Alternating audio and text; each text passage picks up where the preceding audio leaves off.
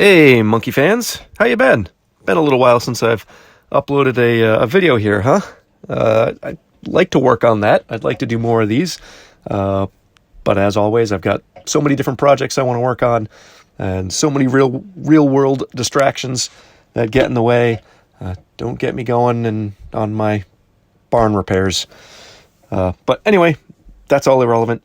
You didn't click on this time-lapse video of this year's dragon drawing for my wife's birthday to listen to me whine about real life and my time management woes. No? You're here to listen to my brilliant insights. Or something like that. So in case you don't know, my wife likes dragons. And every year for her birthday, I do one of these here dragon illustrations. And then I put it on her desktop for her computer, because for her job, she has to sit in front of a computer all day, and this is my attempt to kind of brighten her day a little bit. I've been doing this for a number of years now. I don't remember exactly how many. I think this is year 5 or year 6. Usually I do these drawings in Procreate on my iPad because of that nice little time-lapse feature. But over the years, I've gravitated more towards working in Clip Studio Paint. For the comic work and just the general illustrations I do. I'm a lot more comfortable with it. I really enjoy the features it's got. So every year when I would work on one of these, if I had to jump back over to Procreate, I'd kind of have to go watch a bunch of tutorials to learn all the different the touch gestures and some of the other functions that have changed or been improved or I just forgot about. And I just couldn't. I didn't feel like I could produce the same quality work in Procreate that I can in Clip Studio, just because I'm more familiar with Clip Studio at this point. And as I'll talk about in a little bit, I've got some custom brushes that I like to use and things like that. So anyway, one of the updates to Clip Studio in the last year or so, they included their own screen capture time-lapse. Hey, there we go. There's my custom brush. Clip Studio now has a screen record kind of option, so I decided to try it out and see how it works.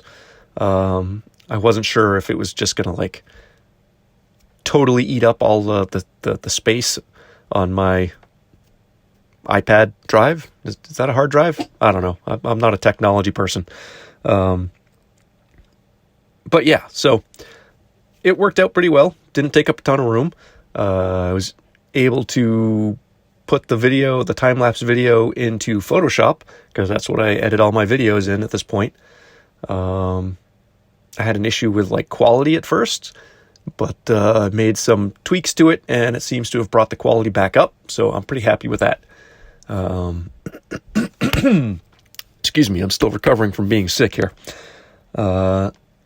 So like I said, I've been doing this for a number of years, and each year I tried to come up with a dragon that kind of fills a different biological niche, if I can say that.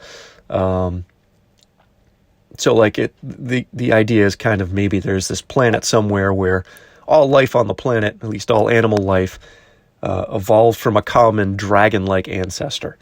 So I've done an ocean dragon. Last year I did an Arctic dragon. I did a really small hummingbird-sized dragon one year. Your standard flying dragon.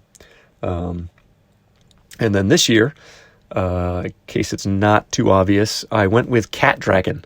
I was kind of stuck, not sure what I was going to do. I had a couple of different ideas, and I decided to ask a couple of my kids, without giving them what my ideas were, hey, what do you think I should do for this year's dragon?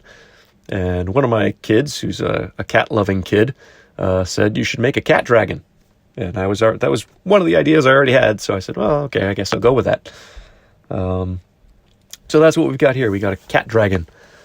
I'm kind of thinking, I'll be doing this every year, but maybe I'll start doing a few more throughout the year, for maybe not for any special occasions, but I've been kind of thinking about it might be kind of fun to do a field guide for this planet.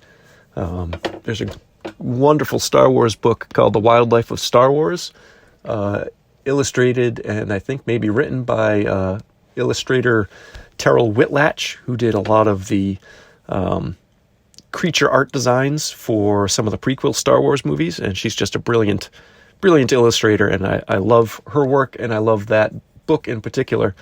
But it's done like an old world field guide where you had a scientist / artist going out into the field and observing and discovering all these different species and doing illustrations and marking notes about, how they lived, how they functioned, what they, all the different details about them. And I think it would be kind of fun to do that with some of these dragons.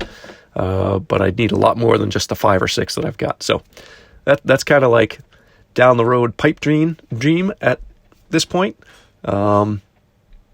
But it'll probably happen at some point. So yeah, that brush that I made, one of the things I love about working in Clip Studio is the brush engine and being able to make custom brushes. And I made a custom grass brush that I really liked the way it worked. And because of the angle that it's set at, it's kind of like a top-down view of grass.